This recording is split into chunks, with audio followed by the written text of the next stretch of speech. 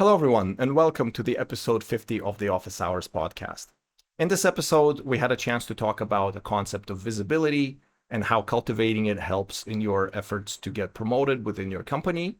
And in the second part of this episode, we chatted about sports, personal growth, and epiphany moments in one's life. And, I hope that this episode turned out pretty interesting. It was quite humorous and fun, and I hope you enjoy what's about to follow.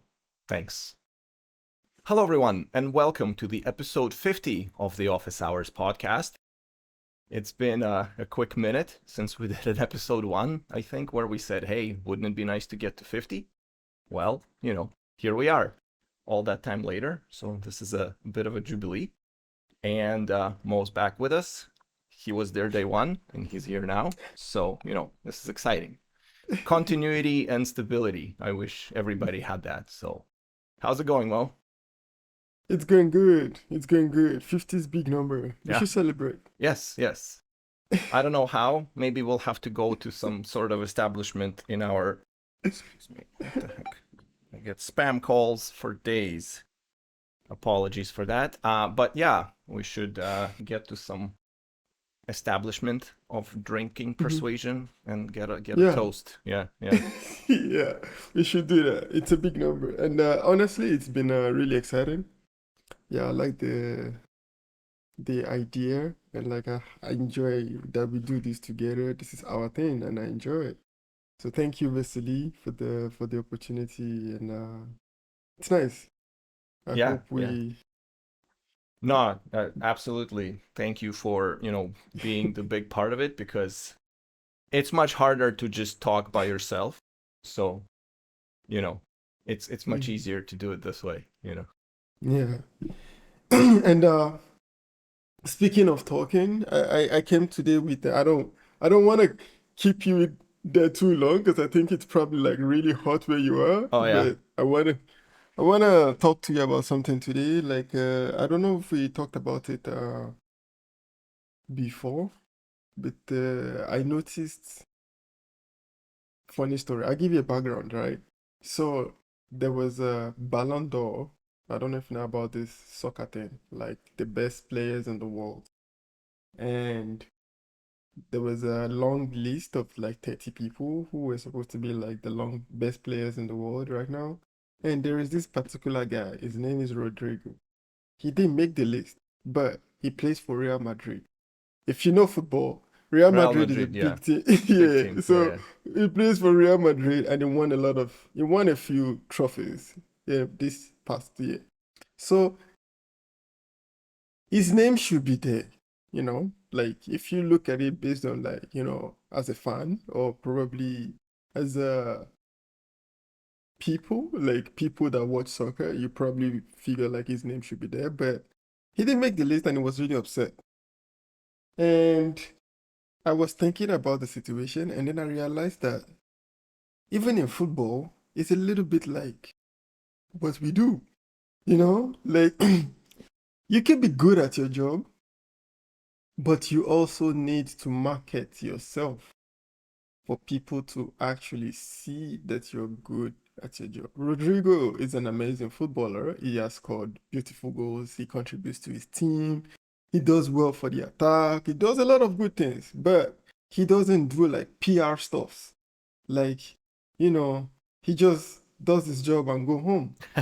So, so, so but there are some footballers who they speak to the media, they are there for the interviews, like they are there on like, everybody's list. So when it's time to make this type of list, it's easy to put their name there. And that doesn't mean that they're necessarily better than Rodrigo.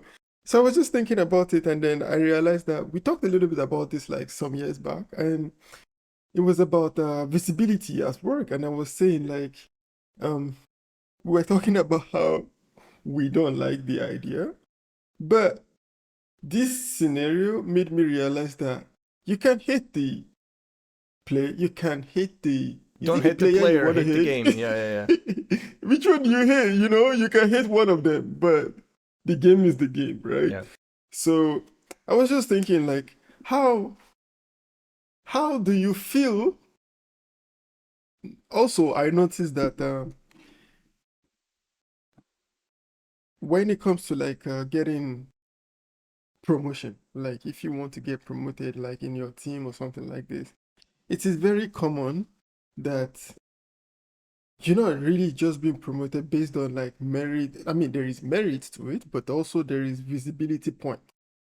Like you could be really good at your job, but there is also a point when you are good enough that everybody knows that you are good at it.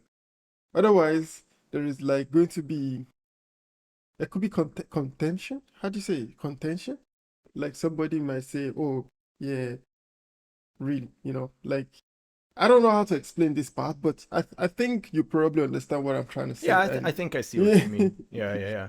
yeah. So how do you build PR? I guess my question now is, how would you go about building your PR, Right. So or how should we do our instead PR of here? building your PRs as in pull request, how do you build your PR instead of in sense of public relations? Yeah, yeah. You know So what I'm yeah, saying? yeah, yeah. Like we definitely focus a lot on one kind of PR and not the other. Yeah, And I think exactly. for a lot of engineers, the other kind comes not even second, but it's like way down the list, right? Yep. Which is kind of interesting because if you don't spend enough time on it, then as you said, your chances at like getting promoted and all of these things they do go down because you know I think because a lot of the promotion stuff they have to come in front of like some sort of promotion committee, and they Mm-hmm. all try to figure out and decide, and maybe there's like 5 6 different managers that manage a bunch of teams each. So maybe one person in that group knows you personally and works with you in close contact, and to everybody else you're an unknown element, right?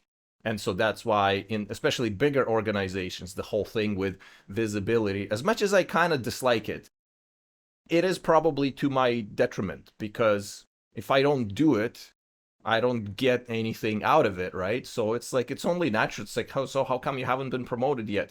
Well, because nobody knows about me or what I do. I'm not saying that this is how it is in my current situation, because I think I make a lot of connections with a bunch of different teams and people, and we talk and we work together, and I think I have rapport, and I think people are mostly happy with myself and like what I do. But even then,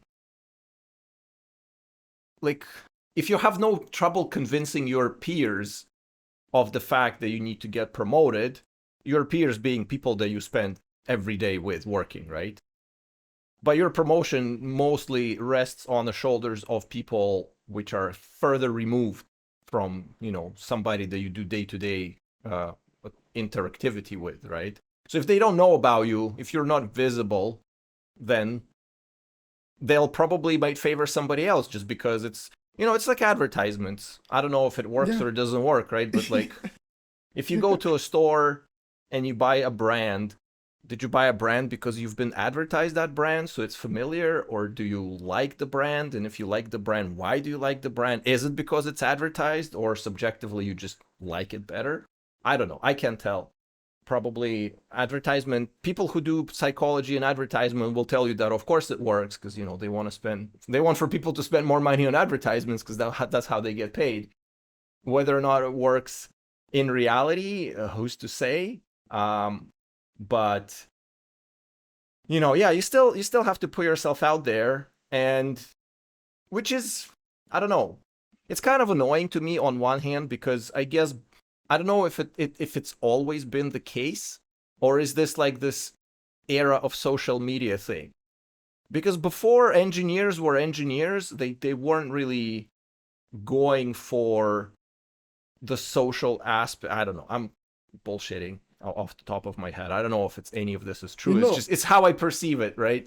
But like yeah. 20 years ago, engineers were just engineers, and they were sort of like this closed collective, and so whatever was happening internally was happening internally. And I think there was probably more merit-based stuff, but I could also be full of shit. But now, in the era of personal brand where everybody cultivates a personal brand, and a lot of cases, they dump more points into charisma than they do in technical skills, and they still get elevated on that alone. So if you are being a very technical person, you might find that annoying. It's like, look at that guy, he's just schmoozing and saying the right things to right people, and he gets promoted, which is, I guess, just the reality of life. So yeah, I don't know.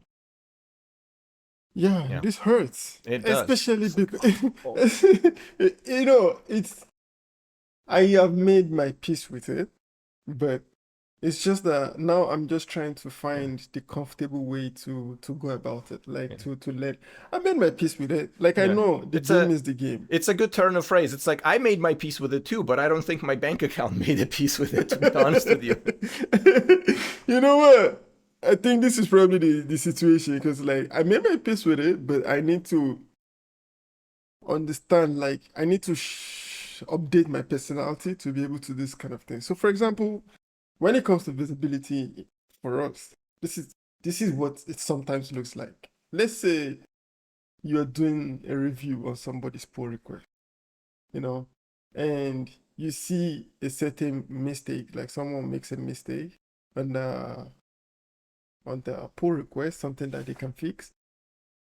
Ideally, the way I work, I don't need to, if it's like a very silly thing, like a silly thing, like something that obviously it was like you made a mistake or like you didn't think about it this way. I could just send you a DM and like tell you about the issue, right? Like Right, something to right. fix on the PR. But this is not giving me visibility points because every pull request that you do reviews on like gives you visibility point because then they can come to the PR and be like, oh yeah, he he corrected this person, so he helped this person to.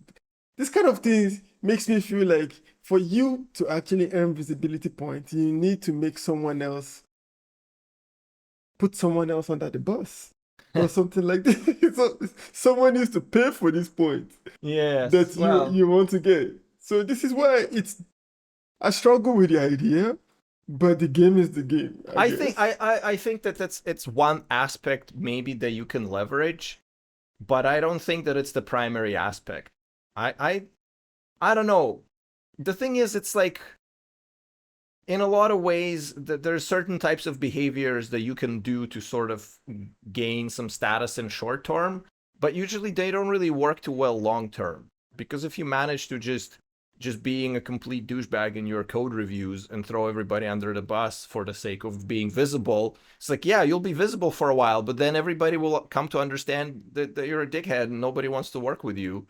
And then, like, it's not it's kind of a cheat code, and I think these types of behaviors work in a scenario where you can just do like a hit and run. You're there for next 6 months, you try to milk it for all it's worth, so you can burn all the bridges and you don't care what you have to do.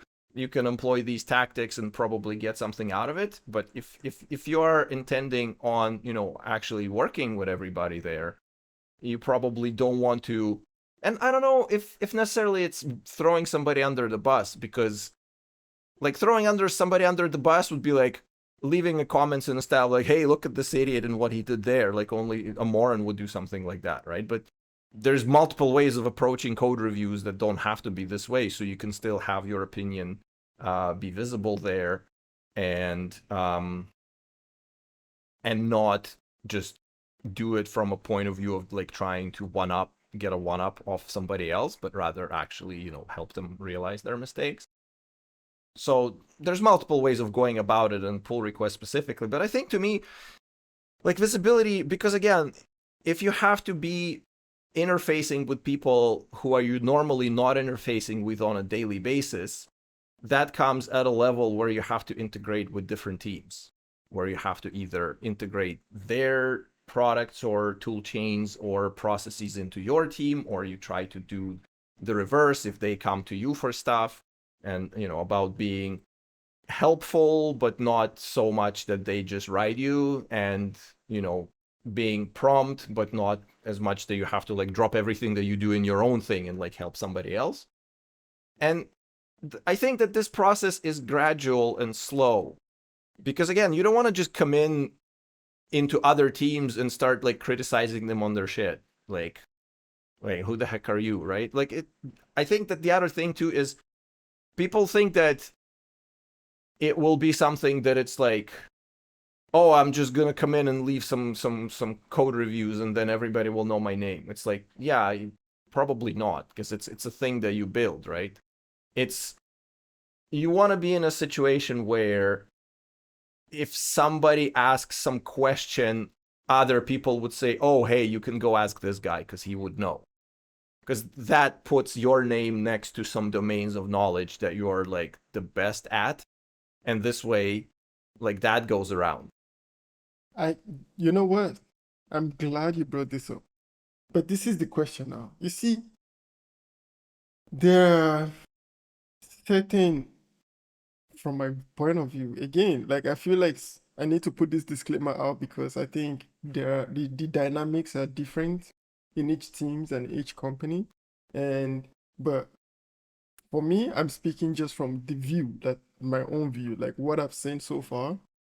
I think the dimensions about like when it comes to having like an opinion and being an expert on a certain subject, I think it depends on your actual first your level and the perceived level, your actual level and your perceived level. I recently realized that there is a perceived level that your teammates have of you, which might not necessarily be your own level. And this perceived level is also a product of your visibility. So, for example, say in your case now, you get to introduce to your team Effector, and you get to make everybody use Effector. You get to do this because you get to do this because you have a certain level of leadership in the team already. And if anybody has like questions for if about Effector, they could come to you because it was your idea in the first place. Right. So like you're responsible for this. But in a for someone who don't have like this level in their team, you don't have this level of autonomy in your team. Like you don't get to make this type of decisions, you know. And also to be an expert on this thing, you need to have put yourself, market yourself in a way that you have created a perceived level, the required level. How do you say that? The perceived level No, I think I in the minds of understand. Yeah. everybody. So now they think of you that you know it. But before you get to the point where they think of you that you know it, you must have done some work on your visibility. Do you understand? Well, I think that this strategy again, so if you are at the level, if you're seeking promotion, basically, like which level are we talking about? Are we talking about like junior to intermediate, intermediate to senior, or are we talking like senior to staff and above? Because I think they're slightly Yeah, different those are realms. two different things. No, for staff and above, for senior to Senior and staff above? and Yeah, above, yeah. I think this is a different Yeah, yeah, conversation. yeah. This conversation that I'm having right now, I would put it in like from junior to senior, like Okay, from okay. junior to To intermediate, intermediate to senior. intermediate to senior. Yeah, What yeah, yeah. this area, but I think for the other part, it's similar, but it is not necessarily like I think it's not so different, but it's a different kind of politics over there. Yeah, because it is. So I would say that for junior to intermediate and intermediate to senior, the situation is a little bit different because I think it's more contained within the team, mostly because juniors barely have opportunities to influence processes and solutions in different teams. They're mostly working on their own team, right? So they don't have the opportunity to kind of expand themselves as much.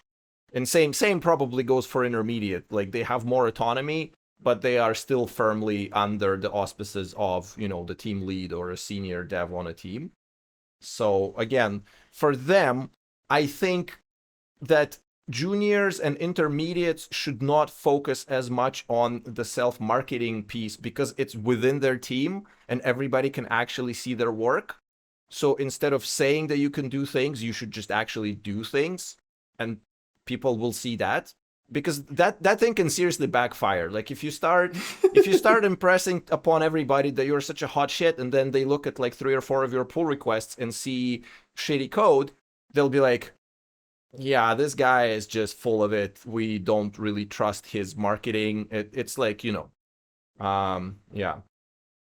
you have to Yeah. when you're advertising something, you have to understand your audience, of which many companies recently have learned painful lessons of misunderstanding their audience. And so again, if you're a junior and you're trying to cultivate PR skills for somebody who's trying to get promoted to a staff, you're premature. It's not going to work out too well. You're going to lose faith of the people that you're advertising to, and Yeah. it's just going to blow up. So don't do it. Focus on the skills, Yeah. right? So there is that. And I think that for those types of roles, you have to be able to be, if something comes along, I think the best way to get more, because ultimately, like, getting higher in your role, in like your skill matrix, and in your role, you get more autonomy. But probably the good way to get more autonomy is to assume more autonomy. Caveat is, it has to have good results.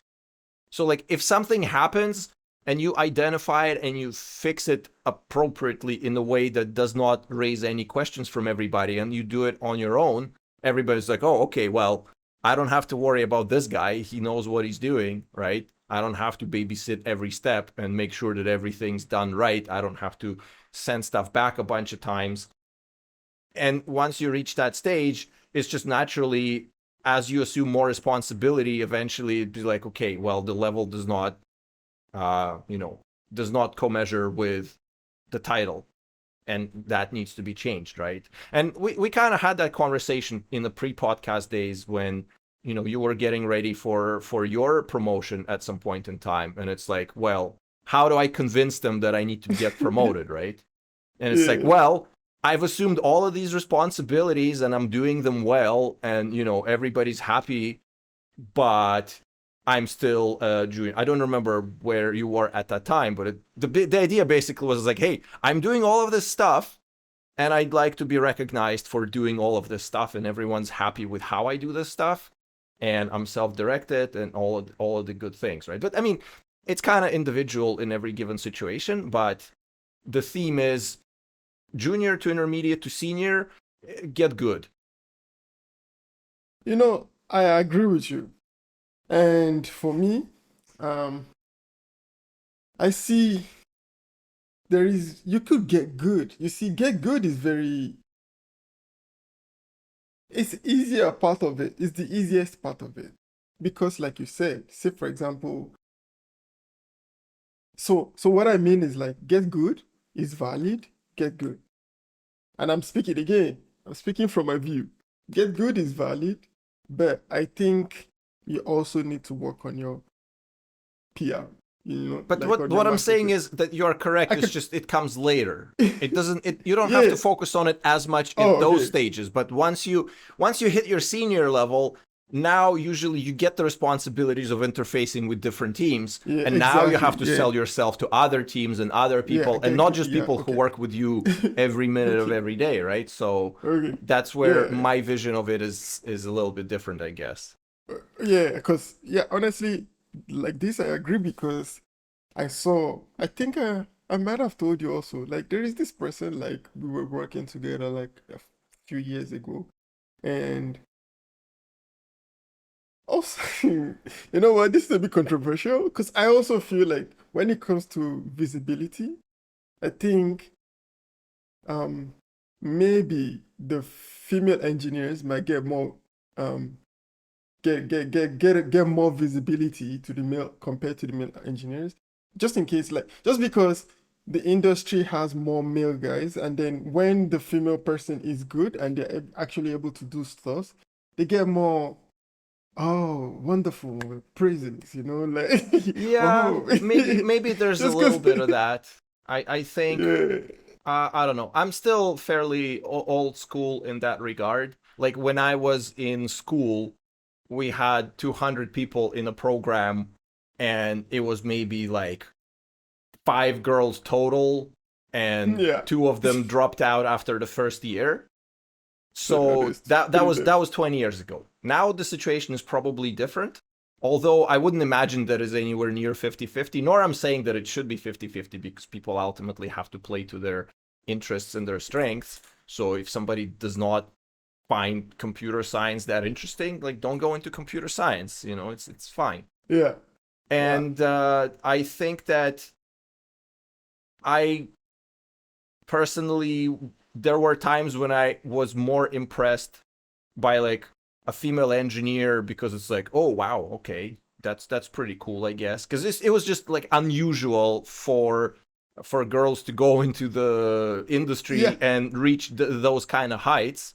Which is, again, I'm not saying that they can't or anything. It's just they usually choose to do something else. So it was like kind of like, oh, that's kind of interesting, right?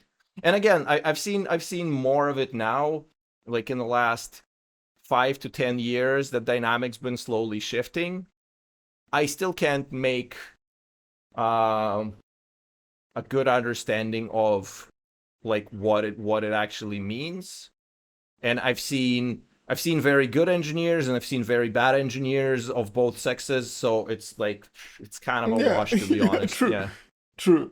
True. It's just like I just remembered this because like I know I was gonna talk about like the importance of the PR stuff, the how I've seen it work, yeah, and then I remember like, yeah, you know what, the examples that I have in my head, they are mostly like, female engineers, and like they get this attention just because like, it's female engineer, and like, oh yeah, but I don't know if this is a good thing or it's a bad thing, or it should be like this. I don't know. I don't yeah, really think this is my um cup of tea really. I was just trying to think for myself like plan my how to plan my future PR plans, like, in what ways, And I was thinking like one of the ways could be like, to do more educational seminars, like, you could have like you do with Effector. This is one. I think if you could like teach something, like have like a tech talk, like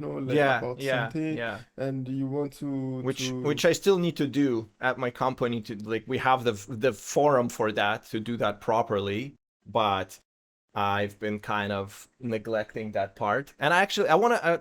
The thing is like, I want to have a good case, because we have like a little piece integrated with it, but it's kind of just this small slice. And I think like once we have a little bit more and it's all like neatly working together, I can present it and say like, "Ooh, look at this! Look at how it changed the way we do things." And the other thing is like, I've tried organizing it before at a previous company, and it was very hard. It was like kind of like group mentorship sessions, where, kind of similar to what we do, only like in the group setting with your colleagues at work. yeah. And there was like a lot of interest at the beginning, but then, like, out of 10 people who said they were interested, 5 showed up for the first session, and then 2 show up for the second session, then nobody show up for the third. So it's really hard to keep going. Um, but, I think, interestingly enough, that thing led to us doing this thing, because I was doing it. And so the person that Oh, introduced us knew that I was doing it, and then introduced us, and now we're doing this okay. thing. So, I mean, even Yeah. though we had 3 sessions at work, and I would not call that a great success, I think the ultimate consequence of that is what we're doing right now, and I would call that a success. So you never know how it all Yeah. plays out. Yeah. I mean, everything works out well in the end. But you know what? At the end of the day, I still want to ask you another question Sure. about this as well. But last week we we talked about I asked you about the guy who had a very rapid progression in his career. And then now I'm thinking about it like, do you think this type of rapid progression could also be a product of visibility? Or Also, the what we call visibility now, is this not just like politics? I think we talked about it. Yeah, It was like I think it is. politics. And I would probably go as far as to say that if you are in a company where you get promoted mostly because of visibility, then there's some sort of cultural problem in there. Because if everybody gets promoted on visibility and actual engineering doesn't get done, the the output of a technology company is technology, so you actually have to do it in order to Yeah, have it. You have to make yeah, stuff in order to have stuff. So if it's yeah. all just PR and maneuvering and politicking and that type of backroom dealing, like, is your company gonna be around with all of that happening and nobody actually doing any work? Well, I mean, it's an extreme example, but you kind of get what I mean. Yeah, I get what you're saying, but it's not when I say I feel like I have emphasized a lot on visibility and all, and I've not really mentioned a lot of I visibility would not work if you don't have the backing for it. You would It would really work just for a be hurt. little while up until you It are may, discovered, and then it yeah. wouldn't work at all. So like you really need backing first. So when I was talking, when I say visibility, like using visibility for stuff like this, I mean you already know what you're doing, but you are not asking. Like you are not putting yourself in a position where people can see you as like, oh yeah, Yeah. you should be elevated to another level or something like this. So this is just what I mean. It's not like, oh yeah, you're just like this will be false advertisement if you do visibility and this comes quickly on your reputation, And but when I was asking you the question about like using it for like this type of fast, rapid progression in your career, Yeah. like do you find this like at what point do we draw the line between visibility and politics and just politics? I don't think that you can actually do that. I don't think that there is a line. Well, maybe I don't know, maybe there is. It's just from outside it's impossible to tell if whoever is doing it because that's what they're trying to do or they're doing it for political reasons and hopes of early promotion. Like the methods are still the same, right? You're gonna go interface with other teams and help them solve their problems or pretend to help them solve their problems and, like, I don't know, delegate it to somebody else and don't do anything yourself. Even that is technically, as long as the problems get solved and you facilitated it, like, you still did something to facilitate it. So even if you haven't, like, written any code yourself or did anything else, like, the problem did get solved. So ultimately wasn't that the goal. It's kind of even hard to untangle it in a lot of cases from your technical skills, because I think, again, the higher you go, the less demand on your immediate coding ability, let's say, is necessary. It's more about knowledge and knowing where to point, like who's the correct person to connect to, who knows certain domains. So it kind of gets a little bit fuzzy out there. um And in terms of politics, it's kind of annoying to have to deal with office politics. But you know, how does that saying go? You may be not interested in politics, but politics is interested in you, or something along these Yeah, lines. Like, yeah. it's on a very few occasions you can be completely removed from that, and so you still Can need to you? play that game at some level. And you, at least if you are going to be forced to play the game, you should be playing it to your benefit, right? Do you recall any kind of like instance, like a political instance in your experience, Not as much. I think for most part it kind of passed me by, which is maybe a good thing and maybe a bad thing. A good thing in a sense that I didn't actually have to concern myself with it, but bad thing in a sense that I haven't actually learned the skills necessary to thrive in those environments. Because I think, I don't know, um I say that in jest, but there's like certain degree of like autism where I just like, huh, what? The politics? Huh? What's going on? Oh, that's so interesting. I had no idea, right? And it just sort of all just goes way above me, and I just ignore it, and then people be like, oh yeah, that guy, he's clueless. Like, just leave him alone, right? So there could be that Yeah. also.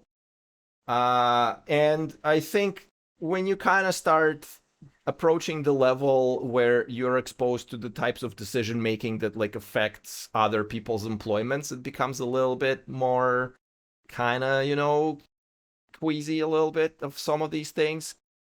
It's once you start like, oh, it feels like we kind of have to let that guy go, and you know ahead of time, but you can't say anything. Like, I don't know if that's politics. In some way, it is, right? But like, you know, so yeah. Sorry, what was the question? I kind of lost my train of thought. I'm slowly I getting was cooked here. asking about, I was asking about like how do you draw the line between being more visible within your team and politics and Yeah, politicking? Because visibility, so let me give you more context, right? Visibility for me is like doing more things that helps to um, affirm your level of experience, affirm your level of expertise. And these kind of things can be like activities like, aside from getting really good at the way you work, you could also do stuff like tech talks or like, sharing knowledge in some ways or like trying to help other people within your team to also learn about what you do, stuff like this. yeah, Or just things that help other people to also be better in a way. Um, but for you to get to this point, you need to also earn it in a way, and there are routes to get to this point. yeah, And my question now is like, when you get to this point, the goal that you're going for, if you work in a team of, let's say, in a hypothetical scenario, let's say there is like 7 engineers in one team, 5 engineers, to be nice. 5 engineers in one team, there is three intermediate and 2 seniors, and then there is one team lead. The 3 intermediates, they are all like, let's say they are all backend guys. And all of them, they do similar thing. They work similar level. Everybody wants the trophy. Everybody wants to get to the not point where not like, not yeah. necessarily, right? There's like type A, type B personalities. There could be people perfectly happy with not wanting that. So I think that saying everybody wants the trophy is not entirely correct. It all really depends on each individual person. But let's say, for the sake of argument, that they all want it. Yeah. And also you could want it, but you could be, what? For the sake of the conversation, let's say they want it. They all want it. So everyone is trying to position themselves in a place where like they can be seen to be, seen enough to be considered for this for the positions. So now they are all trying to do something. So you see, they all got good in this scenario. They all got good, and now it's like there is one extra spot on that team for another senior. Yeah. And now you have to do enough to be able to impress the 2 seniors because they probably might influence your visibility credits, like to the person who makes the decisions. Because if they don't make the decision, like you see where it gets complicated. So now, Mo, you're very more Machiavellian compared to myself. Once you start building these elaborate hierarchies, I'm like, huh? Again, I was like, oh, what's going on here? so yeah, like you see, there's 3 of them, then there is 2 guys who will probably be like the panel of judges to the person who decides where your name goes. So you have to do something here. Yeah, And now when 3 of you are doing the same thing, someone needs to, at some point, you need to have some form of advantage anyway. Like if Okay, yeah, At that point, now this is yeah, politics. I think I understand what you mean. Well, yeah, this is politics, but so there's a couple of scenarios that I see that could unfold. You randomly promote one of them, and the two other ones get disgruntled, and they leave for other companies and assume senior roles there. Everyone's Yeah. happy except for your team because now you're missing two people.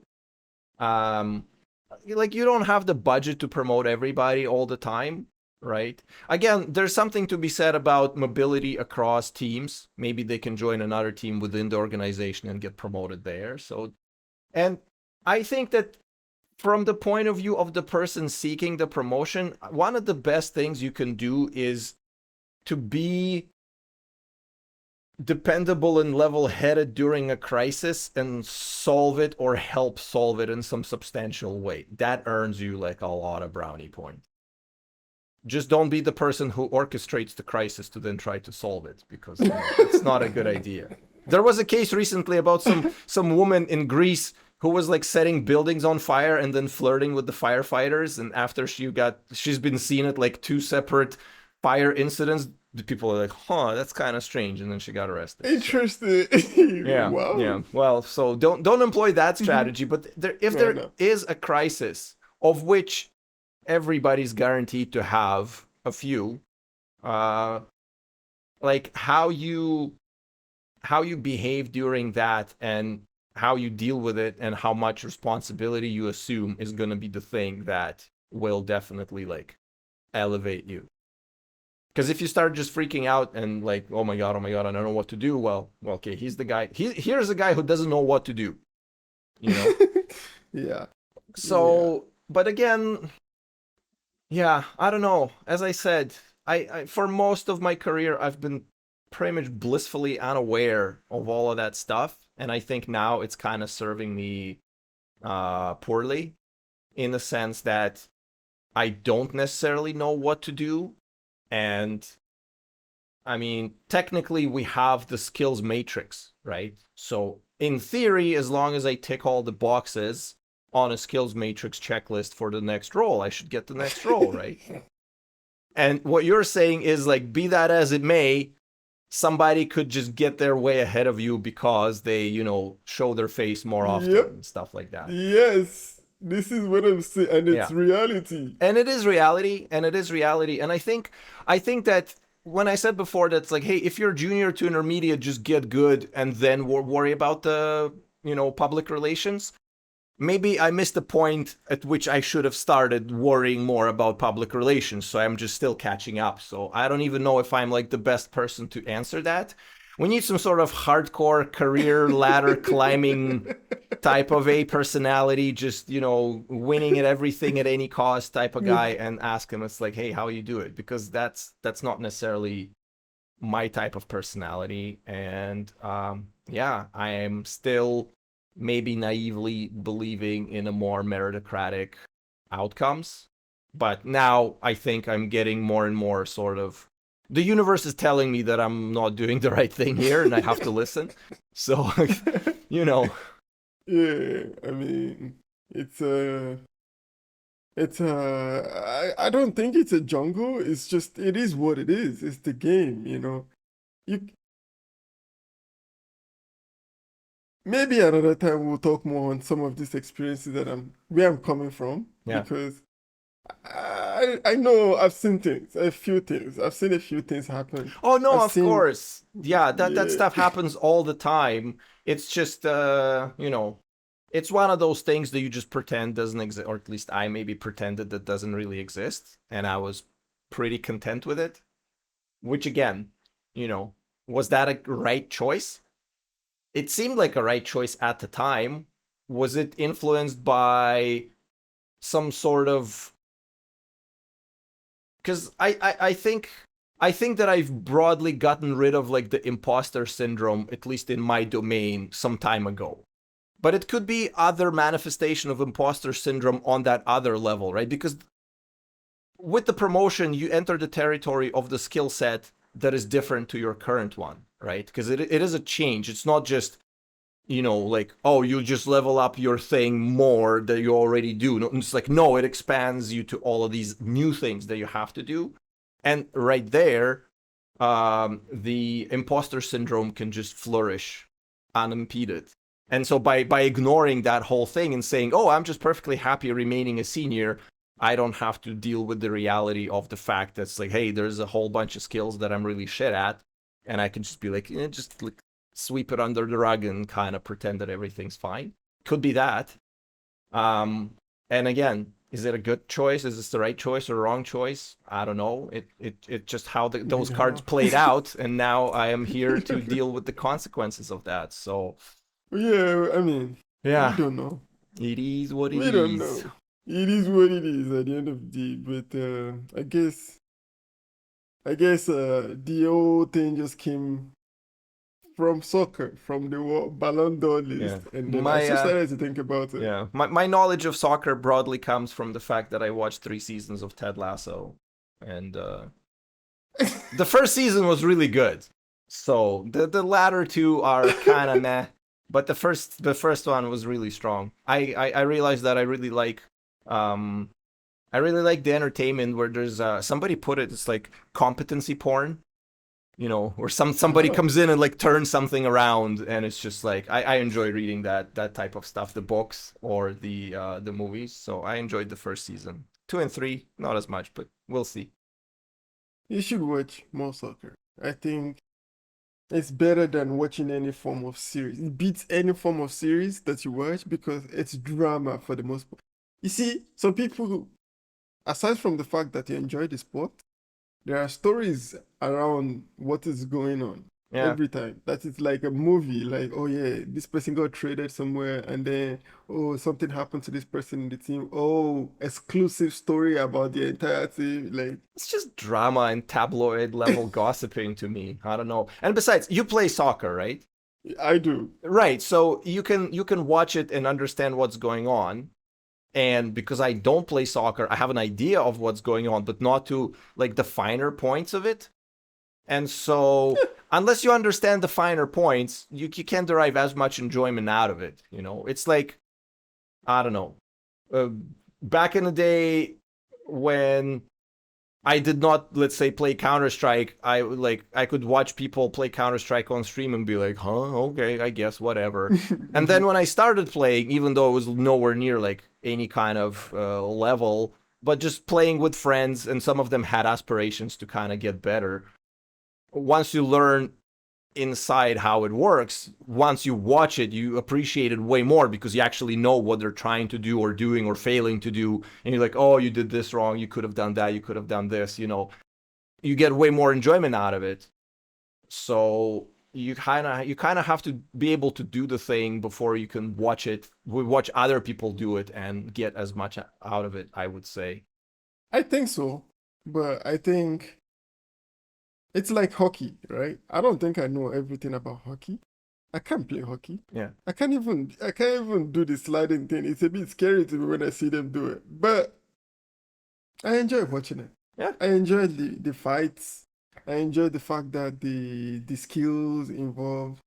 Maybe, but to be fair, playing soccer helps me to understand more of what is going on. I appreciate more of the skill.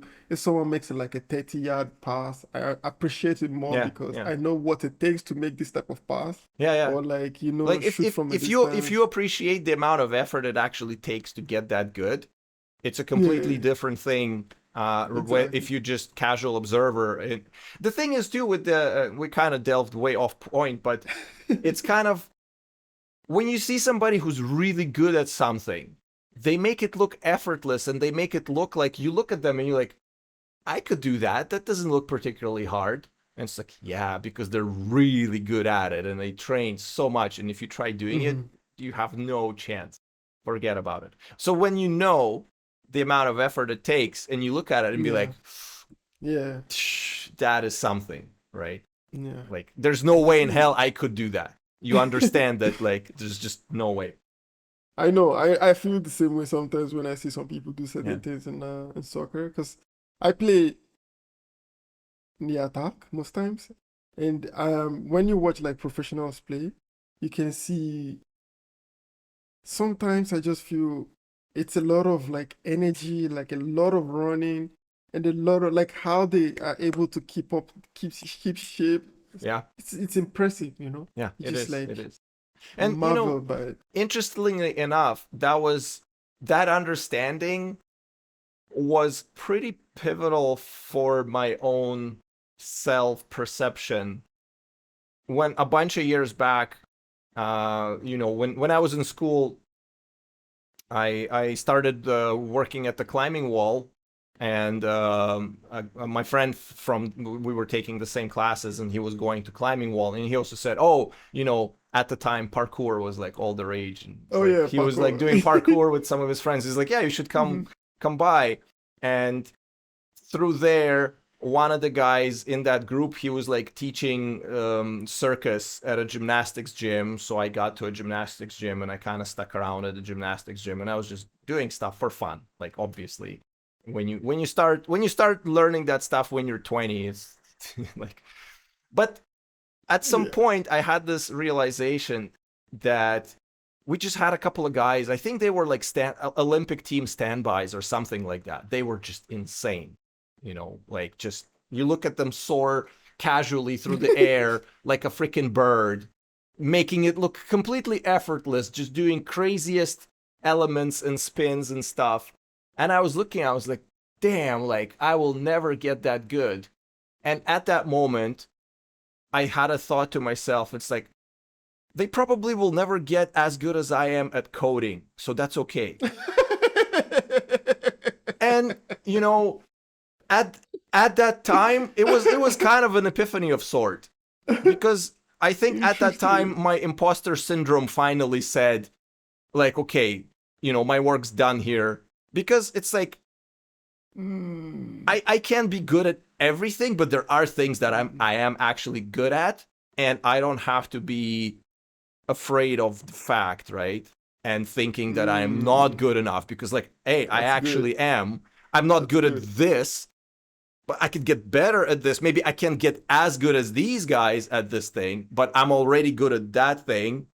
So it's fine. I have something for me. Yeah, And I don't yeah. have to be like, oh my God, I'm such a loser because look at this guy. He's like doing some triple spins in the air, and I can never get there. It's like, if I started at That's 4 years really old, I good. probably would have gotten there. And Yeah, because I started dicking around with computers at 4 years old, I kind of gotten there. So it all worked out. So, yeah, it's all good. So just, but you have to do something with a certain degree of discipline for extended period of time for that realization to sink in, be that mm, sports or working out or martial arts or whatever, or any kind of hobby.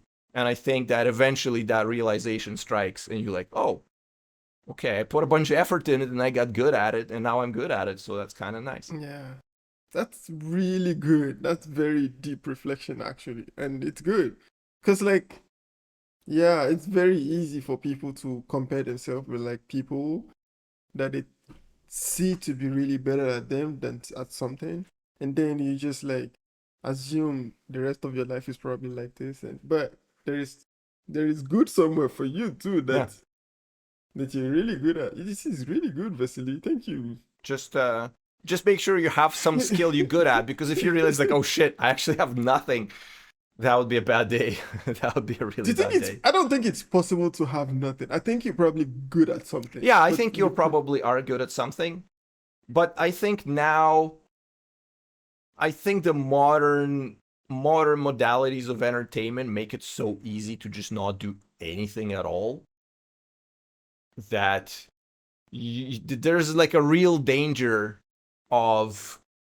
actually not getting good at anything. Like, it's very trivial to Yeah, not get good at anything these days. I don't know if it's possible not to be good at anything. I feel like it is possible for what you're good at to not be popular enough for other people to see it, but Yeah, that's true. you are good at something. Yeah, I think you're right. You're right. Because it's either like maybe you're good at cooking or you're probably good at sleeping or you're Right. Well, probably you still need to be good able at to do something. something that can sustain your life and be good at that. Because if I'm just casually good at, I don't know, some random skill that is no market value, I would say that it's something that's great to have as like a little side hustle, but you still need to be able to survive off something else, right? So You know, if all of your skills are in a domain of like, oh, I know how to, like, even I was gonna say I know how to whistle really well, but even if you know how to whistle really well, you can kind of market that. But that's what I'm saying.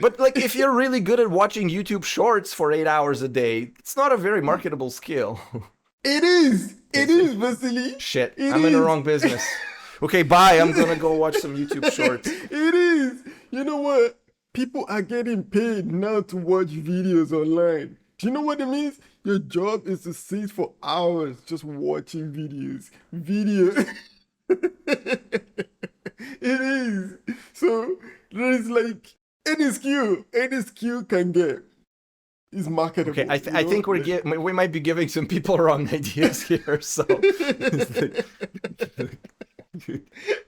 Okay, we stop here then. We stop here. But but the point I'm trying to make is that you're good at something. You probably yeah, just need to yeah, just see it as well. understand what you're good at, because there's Yeah, probably something. yeah, it's something. Okay, well, Anyway, now we have to plan for 100 episodes, I guess. yeah, right? Yeah, yeah, 100, the big the 100. big 1-0. So, what was it? It's like 12, 13, 14 months to get to 50, Ah, I guess. I guess. Yeah. So, yeah, if we're more diligent about it, Mhm. maybe we can do that in 12. Who knows? Who knows? I guess We'll see. next September. Maybe that should be the goal. It's like by next September. I don't know. Is it? Because I mean, arguably, it's like 52 weeks. So given like usually, how many weeks of vacation do you have in a year? It's kind of the same schedule, right? Like you should be able to crank out 50 in that time. You know what? No pressure, Mr. No Lee, but pressure. we're on the No way. pressure. We're on the way. Yeah, We yeah, will get there. yeah. Yeah. Yeah, because I know I'll be going to Mexico to see my mom in a couple of Oh months. yeah. Yeah. So Okay. I'm actually planning on recording like a little podcast with her on Oh, that'd be unrelated nice. topics, nothing to do with programming, but yeah, it'll be interesting. I would like to see that. I'll be in You Russian, should send it to so me. have to use some Oh, AI translator or something. I don't know. yeah, that makes sense. Well, okay, I am this close to being completely cooked because it is probably close to 35 degrees in here. The last, the last sun blast before the summer's over. So I think that's a good time to stop. And for everyone that was with us this entire time watching, I hope you find this interesting. Maybe you can have some epiphanies of your own sometime soon, and hopefully they'll be good ones. And thanks for everybody, and have a great day. We'll see you in the next one. Bye bye. Bye.